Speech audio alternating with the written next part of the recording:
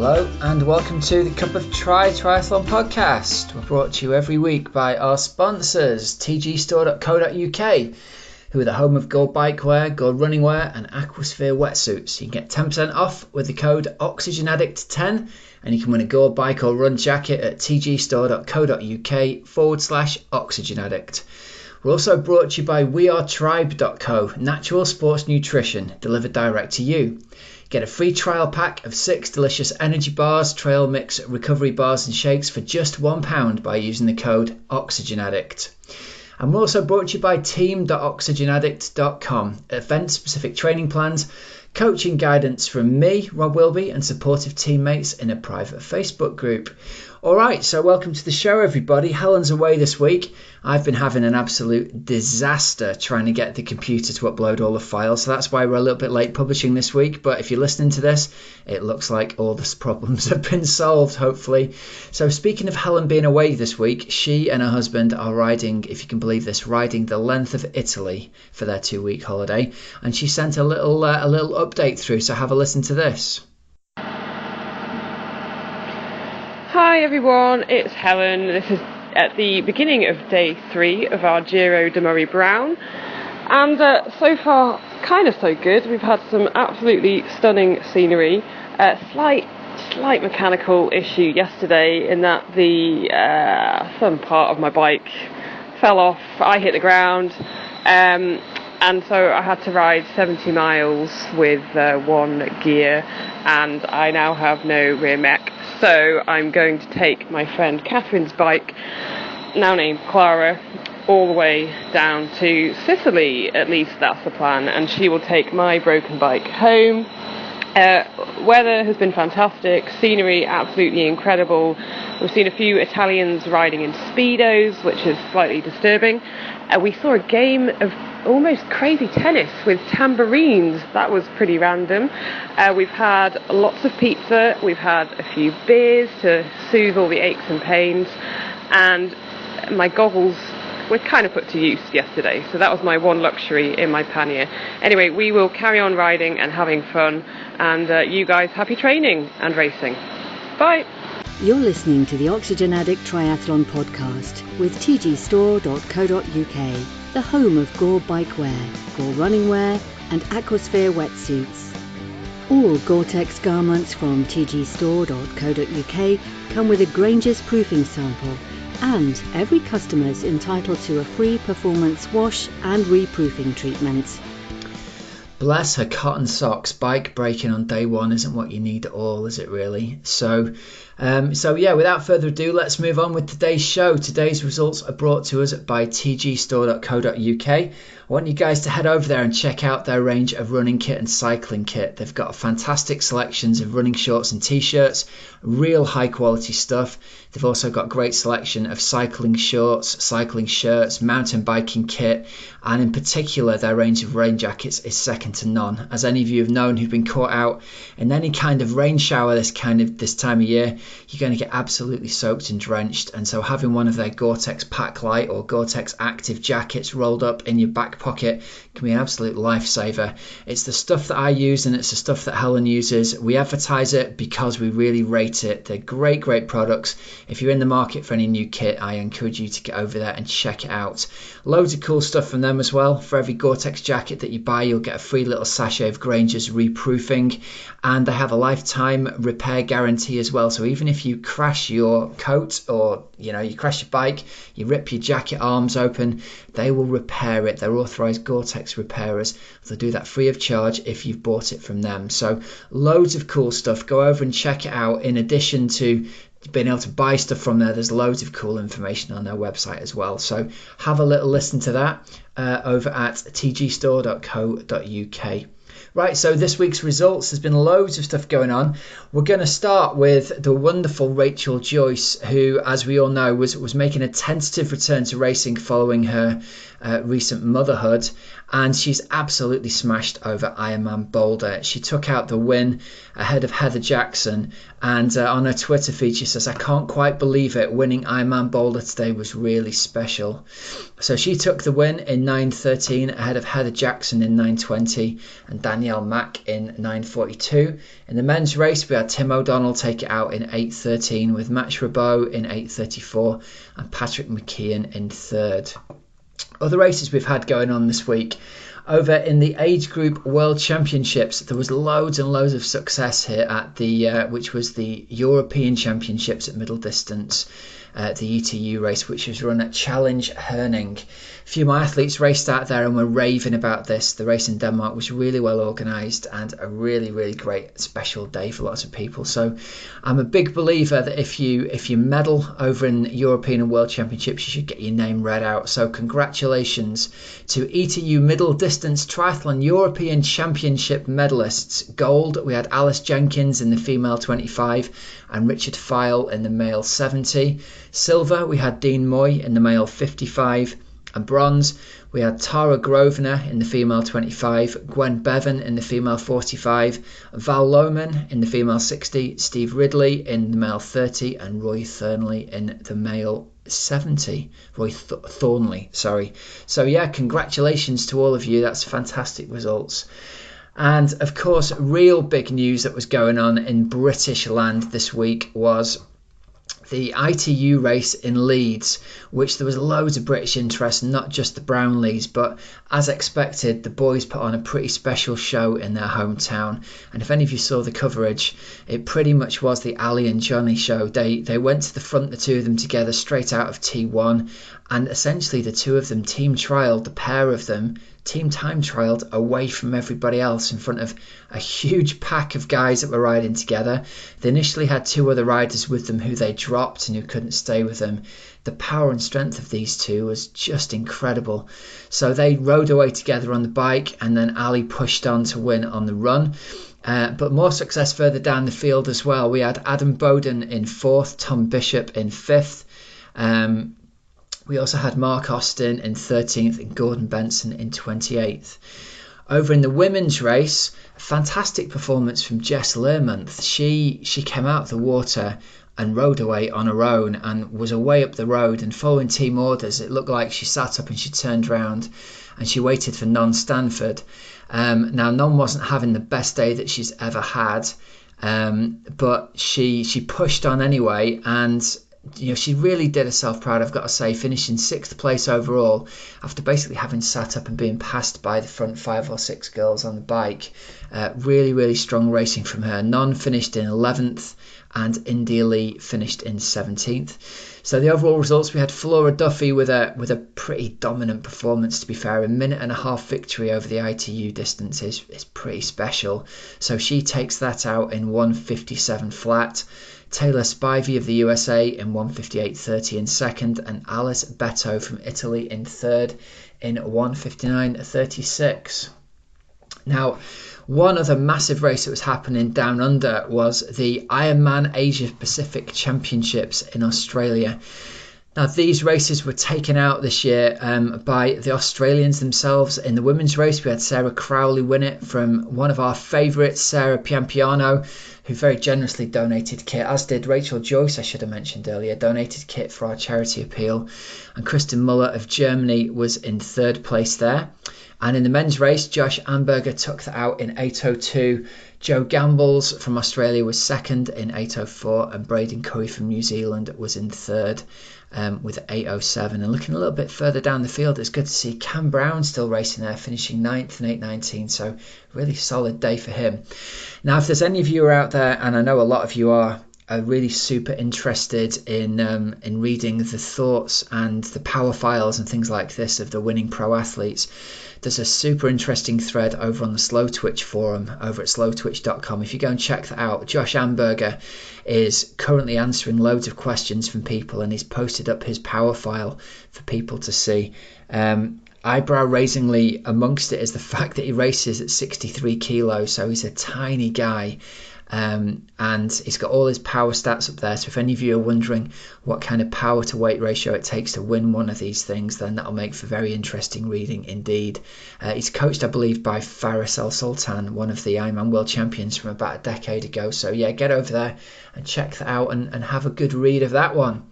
All right, moving over onto Coach's Couch. Sponsored by Team Oxygenaddict, that's team.oxygenaddict.com. We've had a question from Keelan Gallagher on Twitter. When on a double training day, how long would you advise to leave between sessions? Is it okay to do both of them in the evening?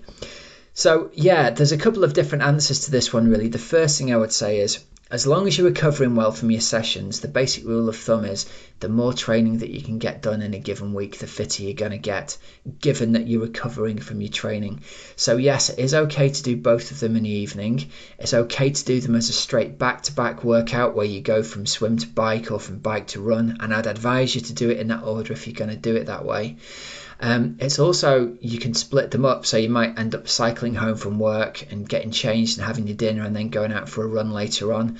The one piece of advice I'd give you if you're doing these double sessions in an evening is, if you can possibly avoid it, try not to swim after you've done either a run or a bike, because what we tend to see is that if you're going to struggle with cramp problems, that's when you're going to see those cramps show up, is when you're swimming after you've either biked or ran already in the day.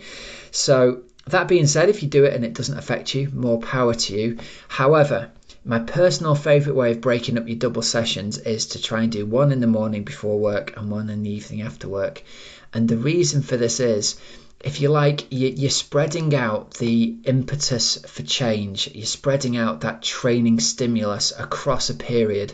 So I think in an ideal world, your body's going to experience some kind of training stimulus every 8 hours or every 12 hours if you're training twice a day. So, in an ideal world, you might be training at 6 or 7 in the morning and 6 or 7 in the evening.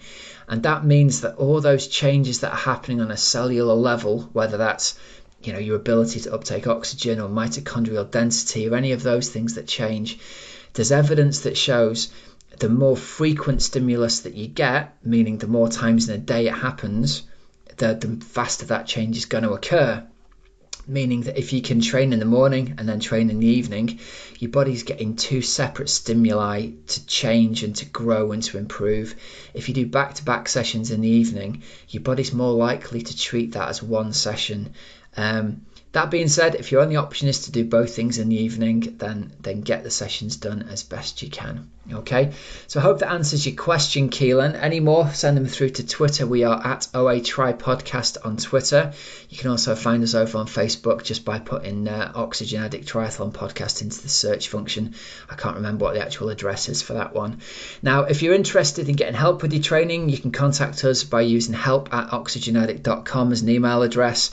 Go and check out the details of the packages that we offer. We've got team training packages at team.oxygenaddict.com. I've also got a one-to-one coaching slot just opened up today as I speak. So if anyone's interested in one-to-one coaching, just check us out on the standard oxygenaddict.com site and drop us an email if you've got any questions. All right, so this takes us to today's interview. Our interview, I'm gonna preface this by saying it's sponsored by Tribe Nutrition. You can find them on the internet at wearetribe.co.uk, and the offer that they've got for you as listeners is a great one. For just £1, using the code Oxygenaddict at the checkout, you can get one of their free trial packs that includes 6 delicious energy bars, trail mixes, or recovery bars and shakes. Now, what this means is you go and you order the pack online. You use the code Oxygenaddict and it reduces the price from nearly £9 down to £1. It's a total no-brainer. I can highly recommend the products. They're really delicious. They're all entirely made from natural products. We've got a great interview with the founder and CEO, Guy Hacking, a few episodes ago if you want to go back and listen to that. He's an ultra runner. He's done some incredible multi-day ultra events, and he started the company because he believed that you needed to have access to real nutrition, food that's made out of real food. So it's a great story to listen to, great website to go and check out. This week we're pushing their recovery shake, so some information for you about these. You've got 20 grams of high quality vegan protein, complete amino acid profile, formulated for recovery. And the reason they made this was they were frustrated with the junk-filled shakes that were on offer, and they were desperate for something that was high in protein and free from dairy, whey, sweeteners, flavourings and chemicals. So you'll get to try one of these if you get the free packet. So my advice is to you, get over there, get it ordered for £1. It'll get posted out. It comes in a cool little box through your doorway, easily to post through the letterbox, which means that you won't be going to your neighbour's house to collect it later on in the day. So get yourself over and check Tribe out at wearetribe.co. So I'm really super excited about this interview. As a lot of you know who've listened to this, I am a massive fan of Mark Allen. Watching his race against Dave Scott in 1989 was the thing that originally brought triathlon to the consciousness of me and my brother when we watched it on Trans World Sport. I'm sure it did the same thing for many people around the world. And if you haven't seen those races, go over and check them out on YouTube. Just amazing. Mark is now one of the world's leading triathlon coaches. But one thing that people don't know a huge amount about him is his spiritual life and the fact that he practices spiritual shamanism every day. So for those of you who don't know the story and who haven't listened to some of our former podcasts, I went over and met Mark and did one of his weekend shamanistic retreats about 4 weeks ago as we're recording this now. Met him and met his shaman teacher, Brant Secunda. It was a brilliant weekend, an amazing 3 days, and I learned a huge amount that's helped me in both life and in my athletic endeavours as well. It's really fired me back up for lots of things, but also competing again. So I'm very grateful to have crossed paths with him. And he very generously and kindly agreed to come on the show and do an interview. So I've split the interview into 2 parts. This part, Mark's going to tell us all about his athletic and his racing career, and the second interview is more to do with his spiritual life and shamanism, so that'll be coming next week. So without further ado, I bring you the legendary 6-time world Ironman champion, Mark Allen. So it's a great pleasure to welcome the legendary Mark Allen onto the podcast. Mark, how on earth are you today, joining us from, are you in Santa Cruz? I'm in Santa Cruz, and it's actually overcast and cold. I turned my heater back on, which usually I don't have to in May, but hey, it's cold. You got to stay warm, right? I'm sorry to have to tell you this. It's about 27 degrees centigrade outside here. We're having a heat wave in England at the moment. Wow, that is really warm. That's great. Yeah, man, I've got the curtains drawn, the sunset's there. It's actually too hot in the office, which is unheard of. So thanks for sending a little bit of sunshine our way, I guess, man. Yeah, you got it all today, that's for sure. Yeah. Hey, so listen, I wanted to give you the chance to tell your story because from the feedback we've had from a lot of our listeners, we're a relatively new podcast. We've been around about 2.5 years, and a lot of our listeners are new to the sport. And it's great to get somebody on like yourself with a wealth of history. So I'm going to give them the greatest hits if they don't know much about you. You were 6-time Ironman Hawaii world champion. You were 10 times winner of the Nice International Triathlon. You had am I right in saying this, a 21 race winning streak in the late 80s? 21. Wow. And you were voted ESPN's endurance athlete of all time as well, on top of all of that, which is pretty cool, isn't it? Yeah, that one was actually a surprise. It was in 2012, and ESPN was having a contest they wanted to figure out who the greatest athlete of all time was, which, how do you compare the different sports? But what they did is they had different categories of athletics, and people got to vote. So there was, football, boxing, golf, tennis. There was endurance, and that was the category that I was in, and it was a worldwide poll, and they had 5 of us as the finalists in greatest endurance athlete of all time. And somebody, actually a friend of mine, saw it, and they go, "Hey, you're in the running for greatest endurance athlete of all time." I'm like, what? Talk about a surprise, because, I come from triathlon, and obviously triathletes know a lot about triathlon, but I didn't really think the rest of the world was keeping track. Anyway, I was voted greatest endurance athlete of all time out of the 5 finalists, and then they paired me up.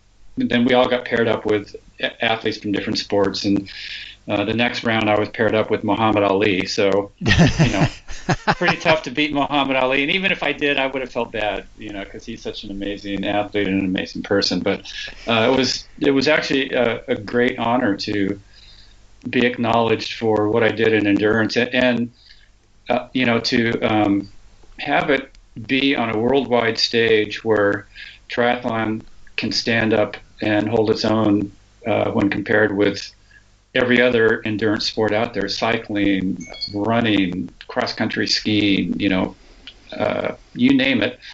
It just showed that, there's a lot of respect for what it takes to do well in this sport. And that was a real honor for me. Yeah, and I think it was a little bit before triathlon's kind of blown up massively, hasn't it, in the last couple of years? And so it must have been really nice to have had your sport sort of recognised and represented in that way before that massive kind of global burst happened, hey? Yeah, I mean, triathlon has been obviously building since its very beginning back in 1978.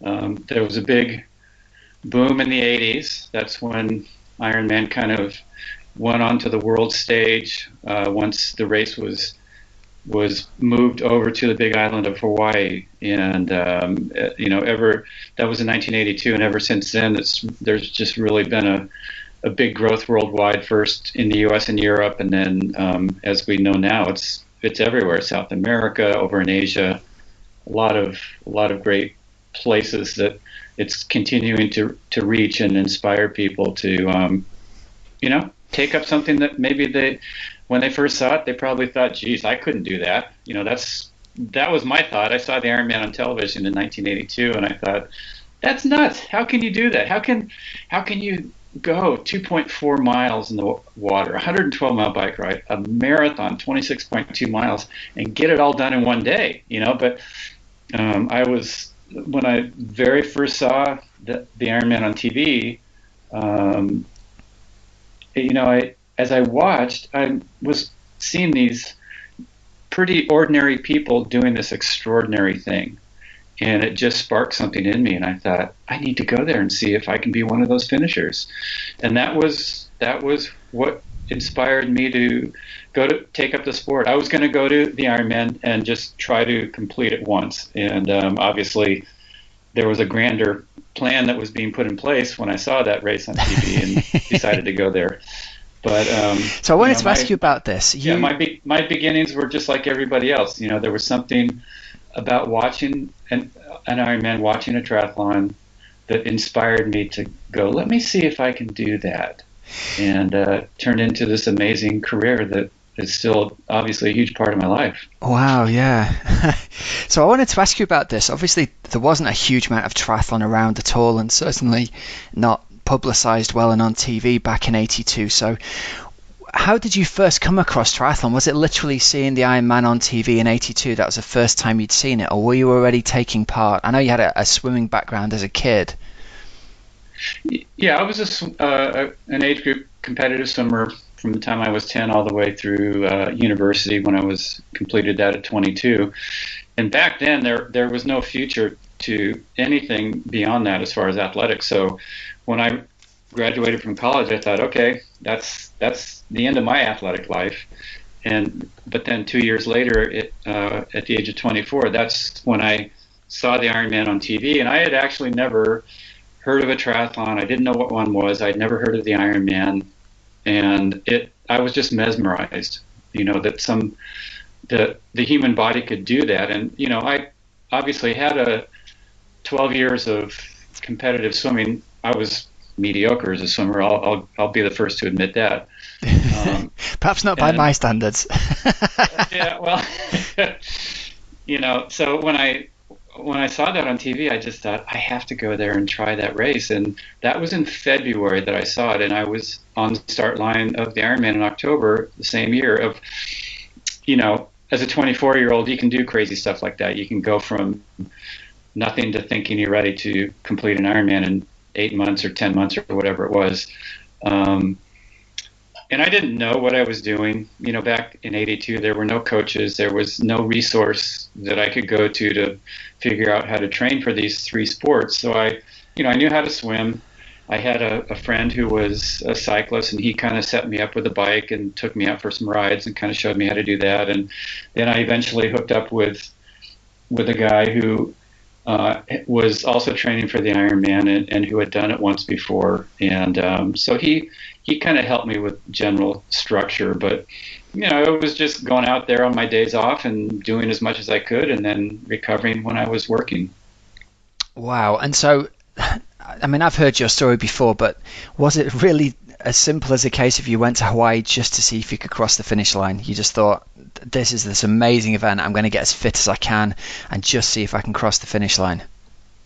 Yeah, I had this secret goal of trying to see if I could be a top 100.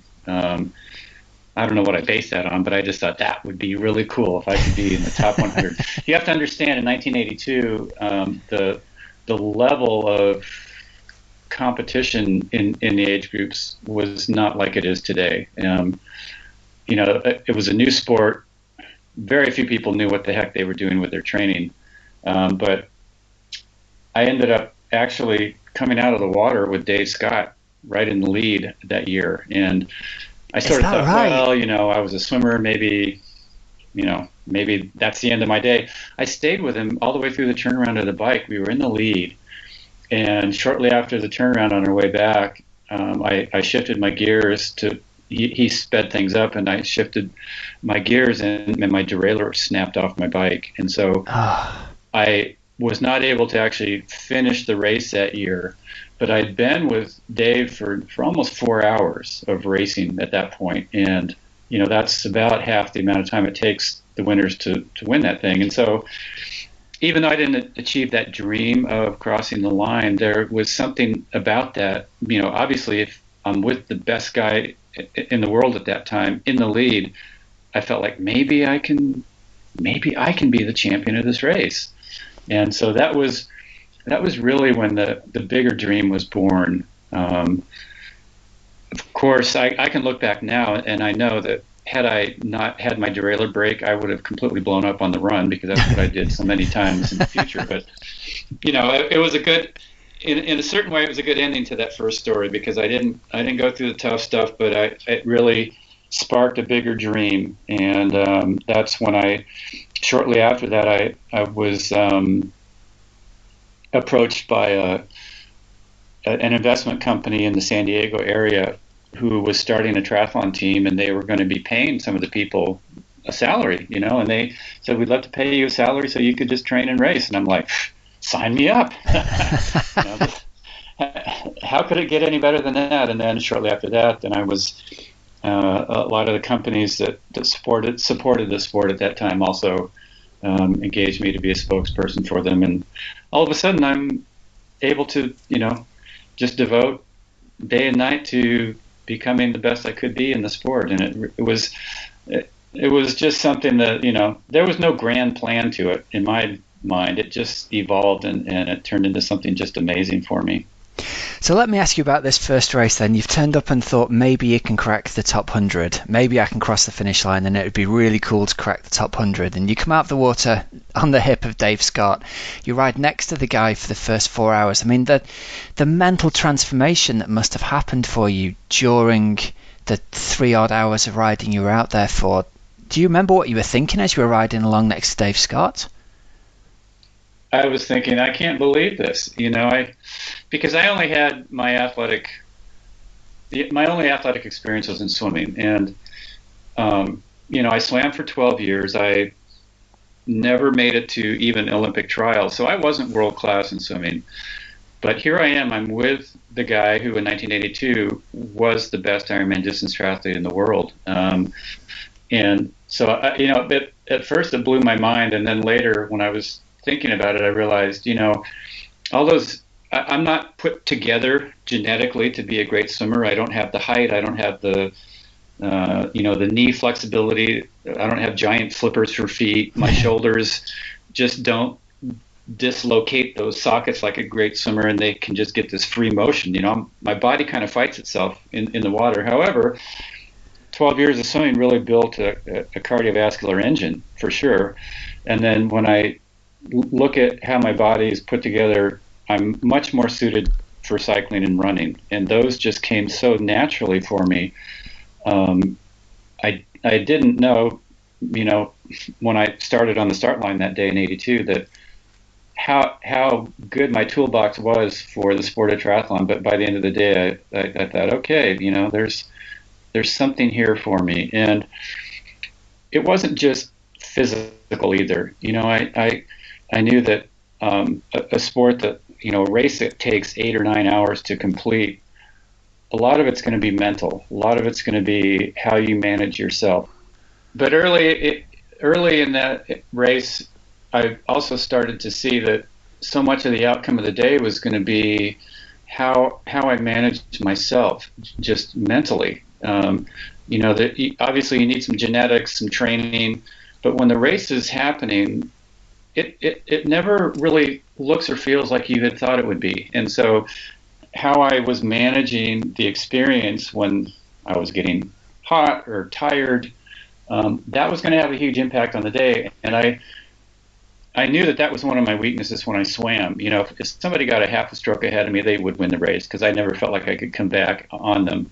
But early in my career in triathlon, I realized that's not how it plays out. I watched some other races throughout that summer and did a few races, and guys came from behind. They weren't the guys in the lead the whole way. Usually the winner was somebody who moved through the pack and ended up crossing the finish line, obviously in first, but they rarely led the longest. And so I really made that a big focus of how I prepared for my racing. Obviously I had to do a lot of the miles, swimming, cycling, and running, doing it wise, doing the right mix of base and speed work and all the stuff that we know physiologically you need to do. But I also really early on started working on just trying to figure out a mindset that would enable me to overcome the difficult moments in the race. And it's so easy to practice that because, there's plenty of training sessions where all of a sudden you're not in the mood for it anymore, or something starts to, the intensity is a little bit higher than you thought it would be to maintain whatever goal you have for that session. And so you get so many opportunities to practice how you're going to overcome those difficult moments and just stick with it. And that became a huge part of my preparation. Wow, that's really interesting, because I think that is the ultimate test of the long distance 70.3 in Ironman, isn't it? The fact that you can't just push all the time. It's a sub-maximal effort, but you're going to feel really tired and really sore at different places, and your mind's going to say, I've just had enough of this. And it's managing that's more of a challenge than actually building the fitness, I think, a lot of the time, isn't it? Yeah, the fitness, that's actually, that's a fun part for most people. Going out there and doing the training and seeing how your body responds, it's really cool to see where especially when you compare, like, for example, myself, where I started and where I ended up. I'd never even really run before. I'd never really cycled before. And so each year, the fitness in those two sports continue to build.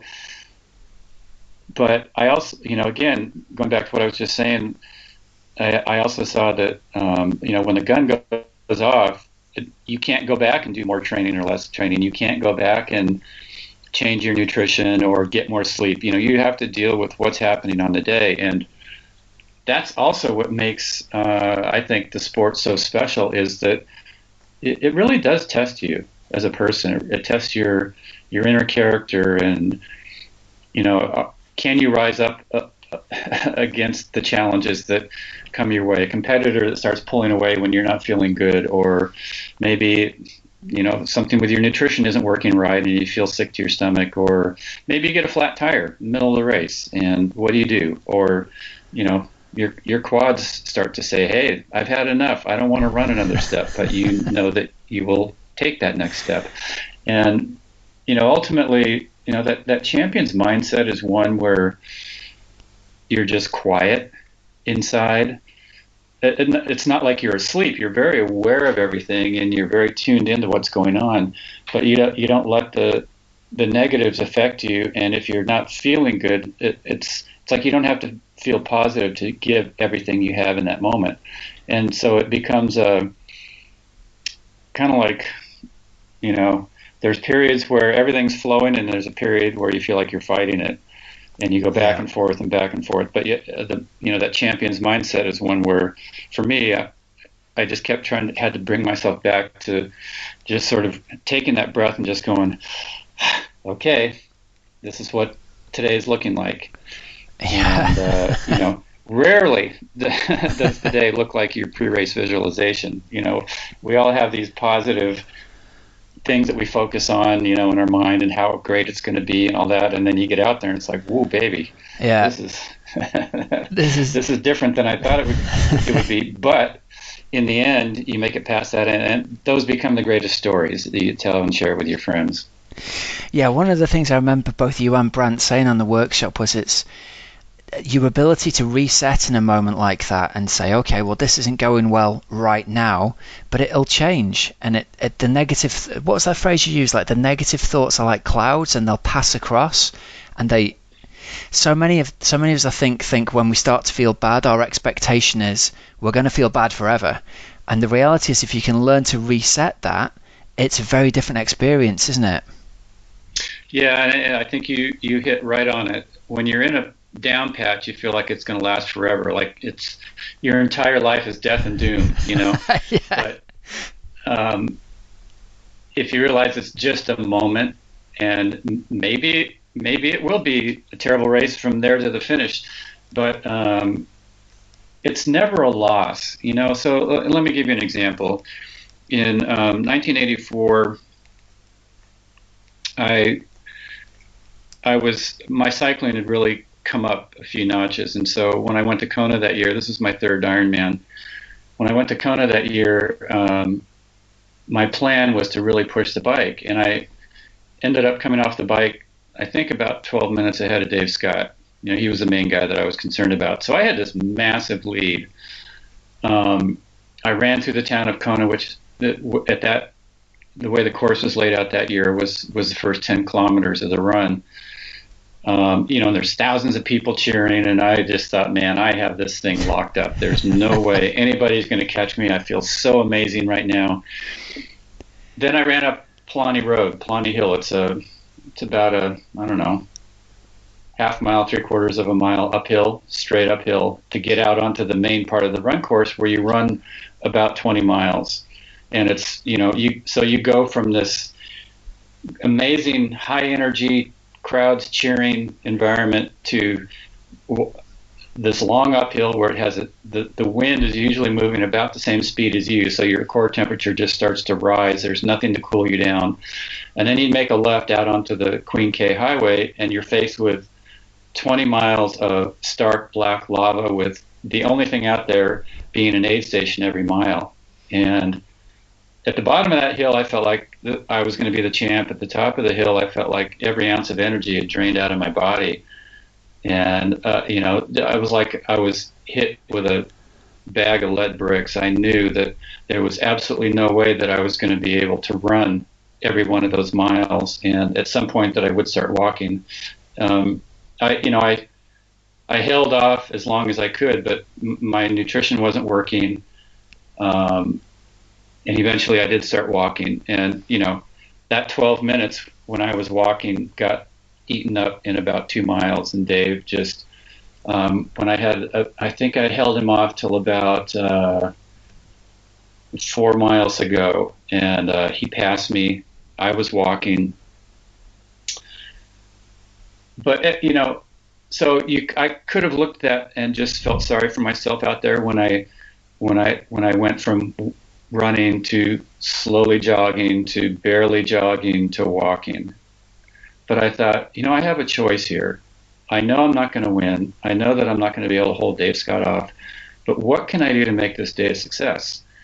And I just said, I'm going to give 100% of what I have to give, even when I'm walking, even when I'm barely moving here. Yeah. So that at the end of the day, I know that at least, even though I'm in this 20% of my potential situation here, because I'm walking, I'm not running, at least I'm going to give everything I have. And in the end, I crossed the finish line in 5th. and that year they brought the top 5 people up on the podium at the awards the following night. So had I just given up and just sort of crossed the line, I wouldn't have even gotten 5th. I would have been 6th or 8th or 10th. But I made the top 5, and I was able to hold my head high because I knew that even though that I was walking, I gave 100% of what I had, even when I was walking. And then I would, my energy would come back a little, and I could jog for a little bit, and I'd walk again, and I'd jog. And that, not only did I have like a saving grace for that day, but that was a huge lesson to learn for the future, because I saw how to give everything I had, even in a moment that was less than perfect. And so during the Ironman races that I won, I still had moments where I was not at 100%. However, I was able to give 100% in those moments when I was maybe functioning at 80% or 85% or 75% of my real potential. And then I'd come back, and then I'd be back to 100%. Had I not had that really tough race in '84, I wouldn't have learned how to do that, and so I would have given up in those other races where I was, I was still doing okay, but it wasn't perfect. Yeah. Instead, I gave 100% of what I had to give, and in the end, that's why one of the reasons I was able to win 6 Ironman races in 6 starts, because I kept that champion's mindset even in the difficult moments where I wasn't functioning at my best.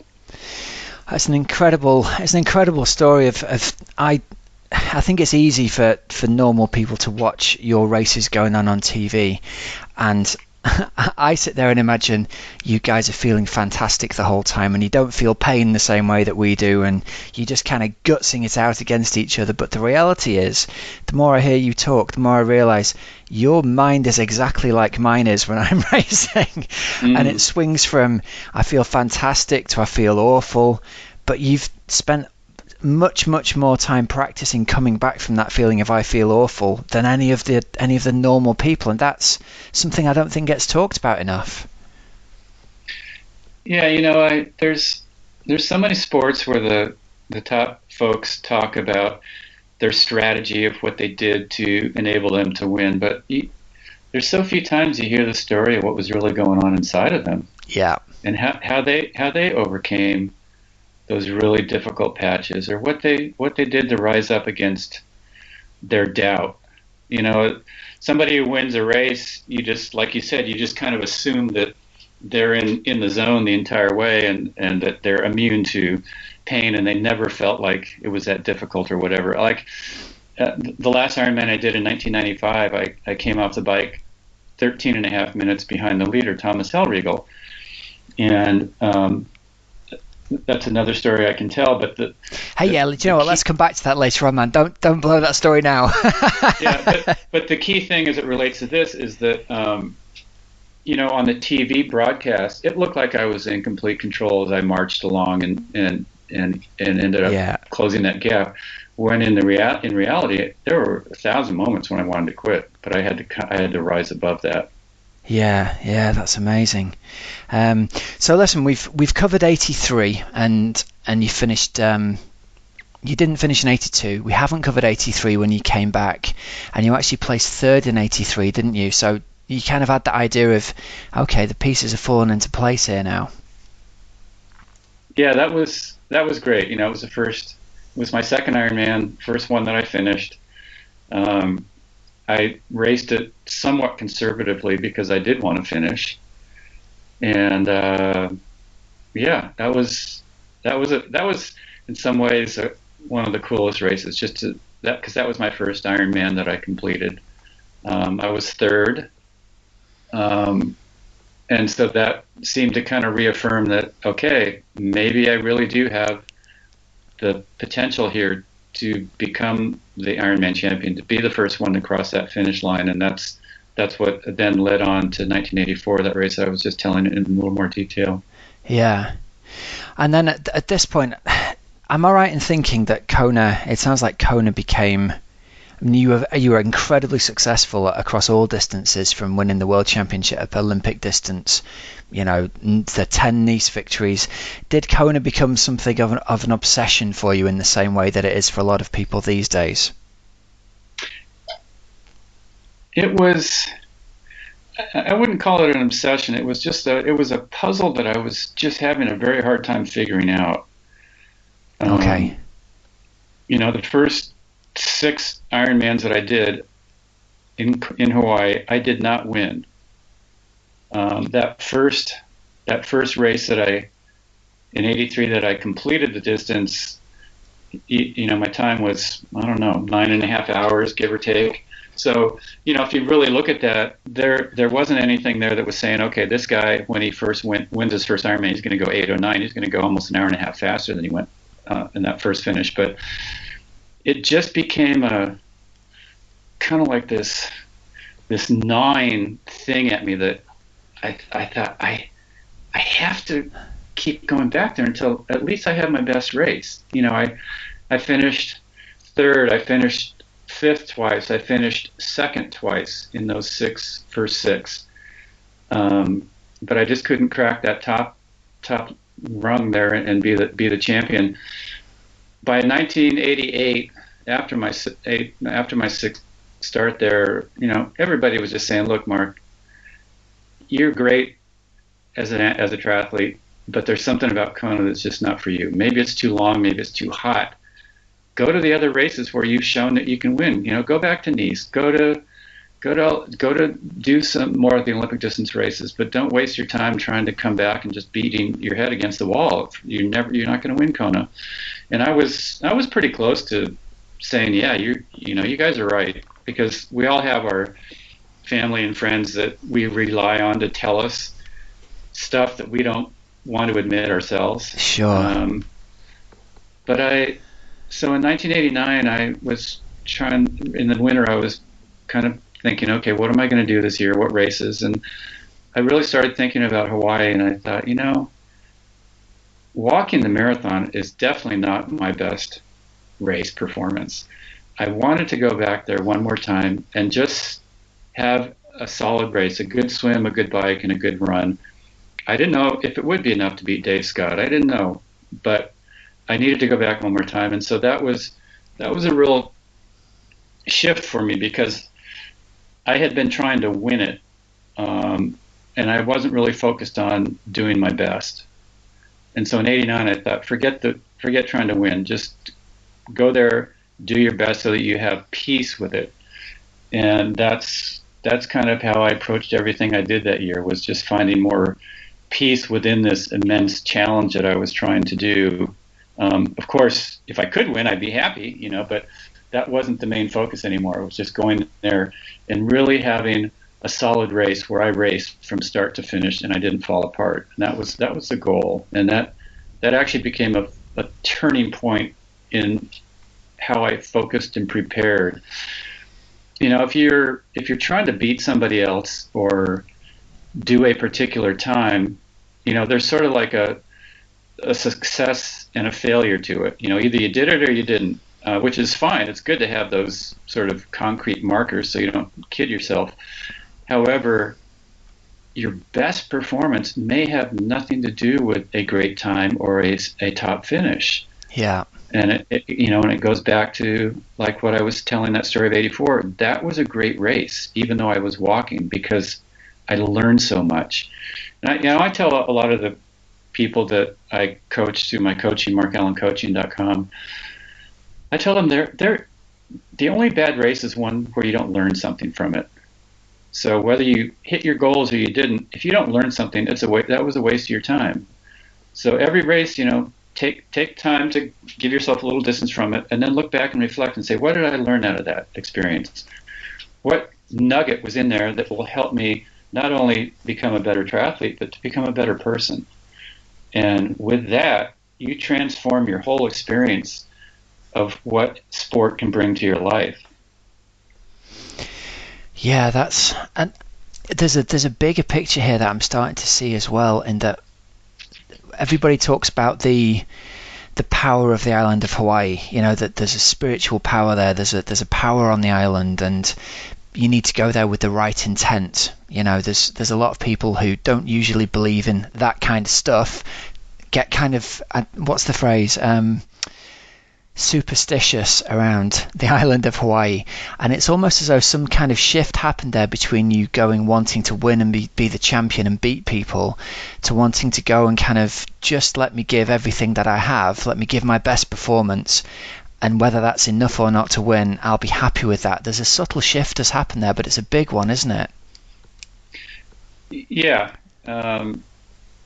You like I said, you can have the most amazing experience without having an amazing result on the, when the results are printed and your time shows and your place in your age group or whatever.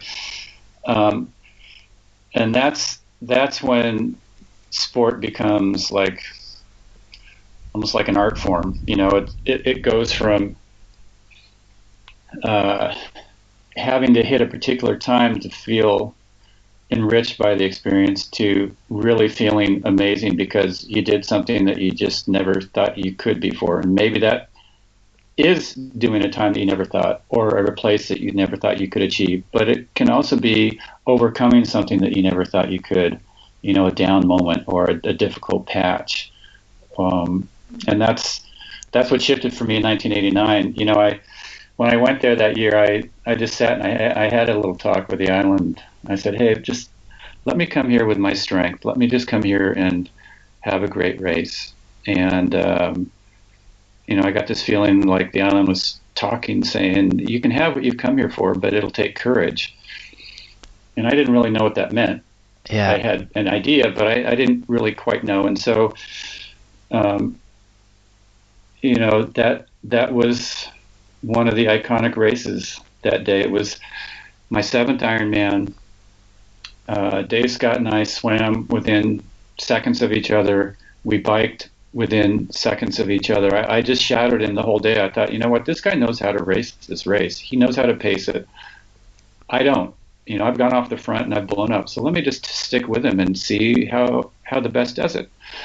And so, I stayed with him the entire bike ride, just shadowing every move that he did. And then on the run, we started through the town of Kona side by side. He set a blistering fast pace. It was below 6-minute miles. And I thought, this is insane. But the other side of me said, hey, if I blow up, at least I go down with the best guy in the world, So once we got out on the lava fields, the pace sort of came back into the realm of normal.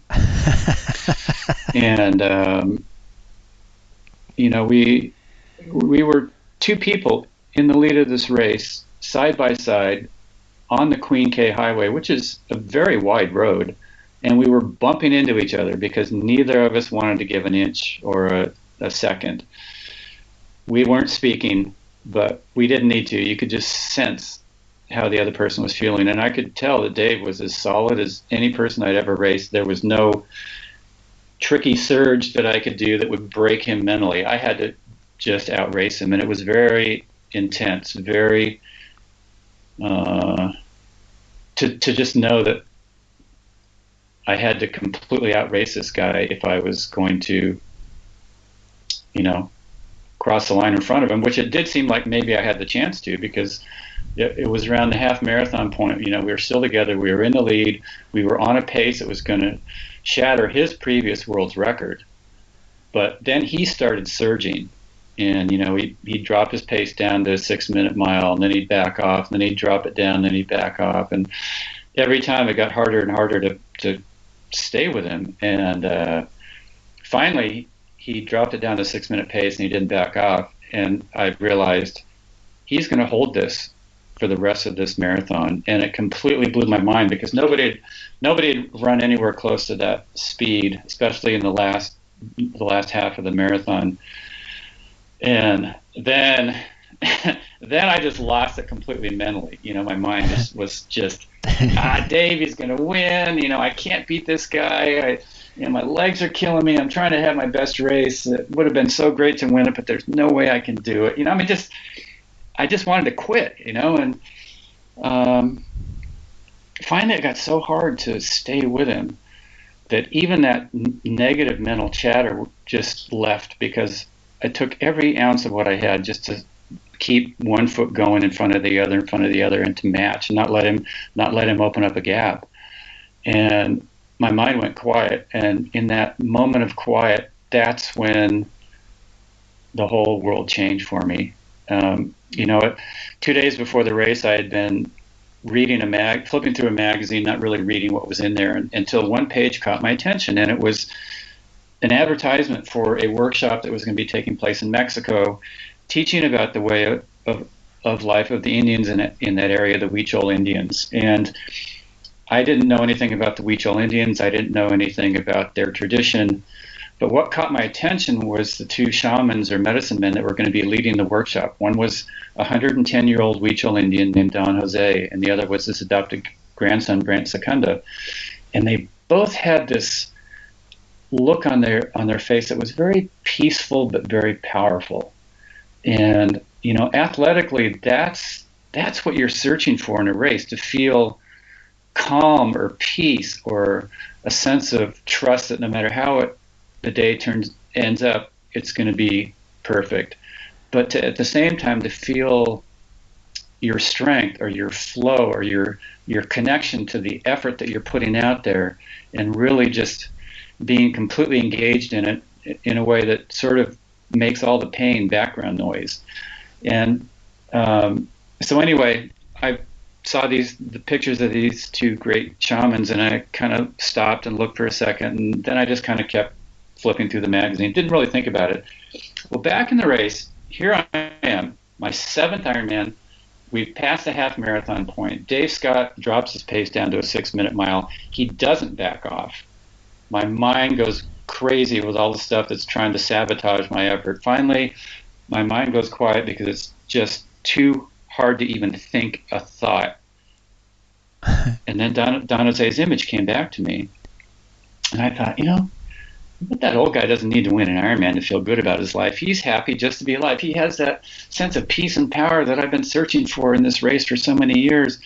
And all of a sudden, I thought, oh my God, it's here. It's been here all along, and I just haven't seen it. I mean, look at this. I'm with the best guy in the world. Dave Scott, he's won 6 Ironman races. Nobody else has given this guy a run for his money. There's still 13 miles to go in the marathon.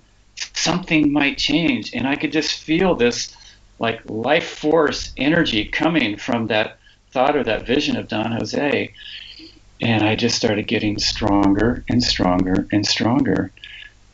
And then to bring it back full circle to that little talk that I had with the island before the race, all of a sudden I had these blisters on the bottom of my feet that had popped right on the arches, that very sensitive part of your foot, on both arches. Oh, man. Blood was coming through my shoes.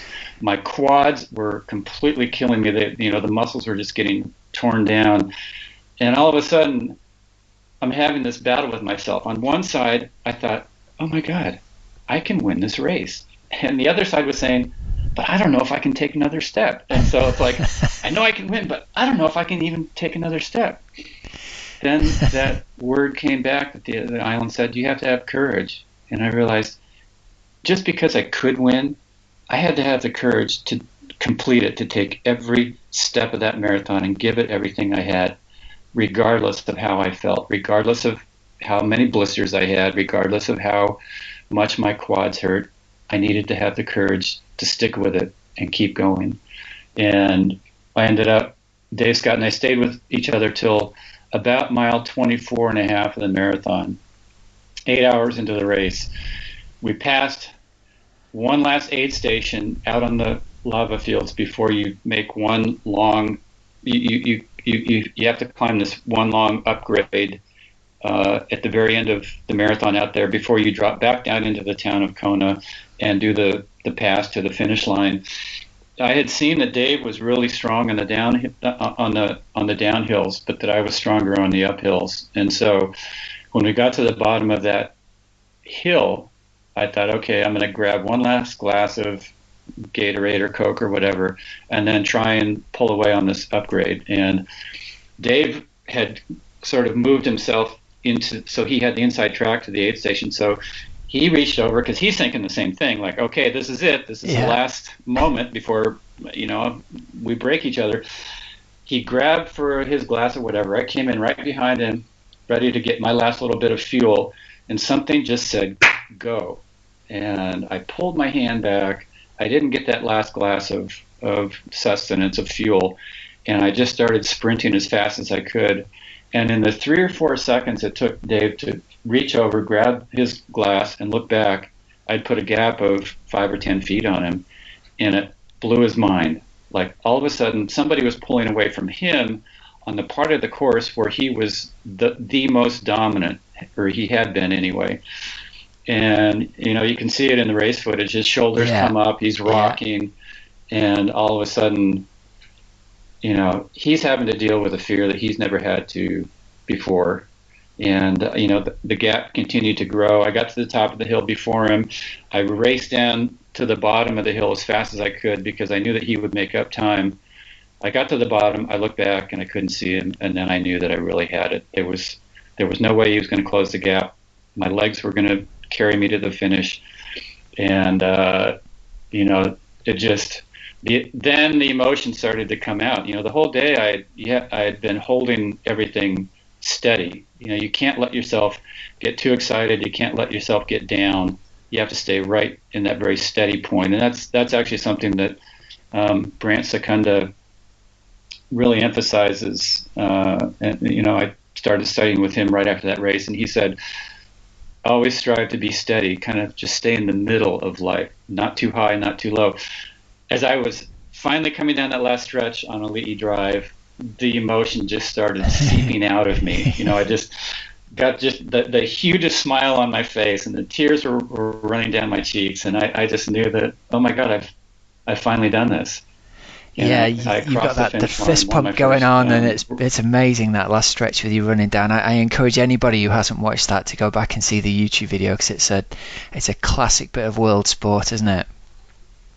It is. There's just thousands of people cheering, and they've been a part of your journey all day. They've been following and tracking what's going on, and I think a lot of people that year especially knew what I'd gone through the previous 6 years to and not come up with that victory. And so it was kind of like a celebration for a lot of people that day. And Dave Scott did his best time by over 17 minutes. I did my best time on that day by almost 30, and the difference in our times at the end was only 58 seconds. Very, very small margin in such a long race.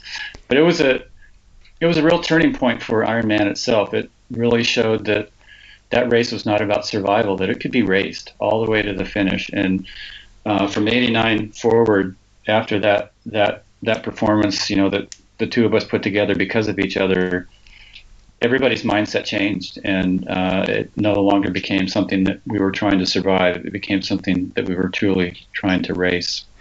And you guys ran, was it 2:40.04 for the marathon? Something like, there was only a few seconds outside 2:40. And am I right in thinking that the time included your transition 2 time as well that year? It did, yeah. My split was 2:40.04. I'm such a geek knowing that. The run time did start right when I crossed into the transition area on my bike. So it included, the run to get my bag and putting on my run clothes, getting on my run shoes, and then finally, all of that was in that time. So the actual run split was under 2:40. Yeah. But the official split was 2:40.04, and that stood for 27 years. So that was pretty cool. So there you go. 2:40 marathon, not a 1:40 marathon. That would be quick, but a 2:40 marathon 20 odd years ago, 25 years ago, maybe nearly 30 years ago now. So pretty amazing that the guys were turning that, and they pushed themselves to that kind of limit way back when. Hope you enjoyed that as much as I did. Go over and check out Mark's coaching site over at Mark Allen Online. Lots of interesting stuff on offer there, and you can also go over and check out the stuff you'll hear about next week over at shamanism.com. So more to come from that next week. Super excited about it.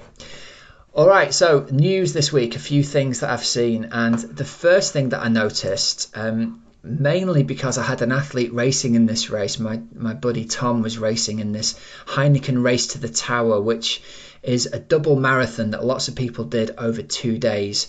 It took place down in the Cotswolds, In fact, I think it started, it took pretty much all the way across the Cotswolds, the way it goes, 52 miles. And like I said, lots of people did it over 2 days and camped overnight, but some of the maniacs did it in one day, one straight shot for 53 miles. And one of those maniacs was, in fact, Ironman legend Chrissie Wellington, who not only won the women's race in 8:35, but was second overall. So the results from that, Tom Evans was first in 7:30, Chrissie did 8:35, and Andy Gore was in third in 9:36. I have it on very good authority that this was an extremely tough up and down off-road, not easy running at all. So for those of you who are sitting there thinking the times don't sound that fast, I think that is an astonishingly stonking good performance from Chrissie Wellington. As I'm sure we all knew that she always would, or we all felt that she always would. But her tweet says, "Thank you to @Race at the Tower for showing me that I'm capable of so much more than I ever thought was possible." So it just goes to show that even someone like Chrissie Wellington's going through doubts before a big event and taking on something that she's never done before. So I am doing a similar thing this weekend coming up. I'm taking on a 53-mile ultra marathon, which is going through the Yorkshire Dales. So say a little prayer on Saturday if you get a chance. It's pretty daunting right now, I tell you. There's lots of doubts going through my mind, because it's one of those things where you go, how on earth do you train for something like this? I've done 3 or 4 runs of 6.5, 7 hours. And I'm looking at the business end of 12 to 14 hours of running, I think, across the kind of terrain that we're going to be going over. So no matter what you're doing on Saturday, at whatever time you think of something else, I'll probably be pretty much still running. So any thoughts most gratefully received on that one. And the other piece of news we've seen is that the Olympics have officially announced, there's been rumours going around about this for ages, but the Olympics have officially announced that they're adding the mixed relay event for 2020. So as you probably have seen if you watched the Brownlee brothers, and I forget now who it was. I think it was Non-Stanford and I forget now, at the Commonwealth Games. When they did that event there, it was really, really fun. Fast format, short swim, short bike, short run. Really interesting viewing. So great that that's going to be in the Olympics. And it really makes you wonder whether that's going to tempt Ali Brownlee back from the long distance to try and aim for a double gold medal at the upcoming Olympics. So it'd be very interesting to see what happens there. Now, one final thing before I finish for today. A good friend of mine and a guy that I coach, Shane Wilson, is attempting to ride 211 miles from the Manchester office of his business, which are called We Are Adam, down to the London office. They're going to be attempting this on the 7th of July, and they're trying to do this to raise money for the victims of the Manchester bombing appeal. He's riding with another buddy of mine, Matt Wackett. They're looking at between 12 and 14 hours in the saddle, and anybody who thinks they can help them, Shane is appealing for assistance. You can email him at shane@weareadam.com. They're looking for both people who'd be interested in meeting up with them along the way and riding some or all of it with them for mental support. They're also really interested in anybody who can help them out with kit or sponsorship in any way for the event, and have your name of your company printed on their outfits to help them go down and get that done. So 211 miles on a bike is a blooming long way, so fair play to that. They've arranged to race members of their office as well. They're going to be taking it in turns in a turbo to cover 211 miles while the guys are riding it in the real world. Shane and Matt, my advice is turn the resistance way up on that turbo and make those guys and girls work for it. All right, so listen, I know it's been a bit of a different episode today with Helen not being here. Hells, if you managed to listen to this, all our listeners are with you. I hope you're having a great time. Hope your mechanical difficulties are easing up somewhat. But until next week, you've been listening to the Oxygenaddict Triathlon Podcast. I'm Coach Rob Wilby, and Helen Murray is currently riding most of the way across Italy. Our sponsors have been Team Oxygenaddict, who you can find at team.oxygenaddict.com, tgstore.co.uk, and wearetribe.co. Until next week, everyone, have a fantastic training and racing week. Do something awesome this weekend, and I'll speak to you all again soon. See ya.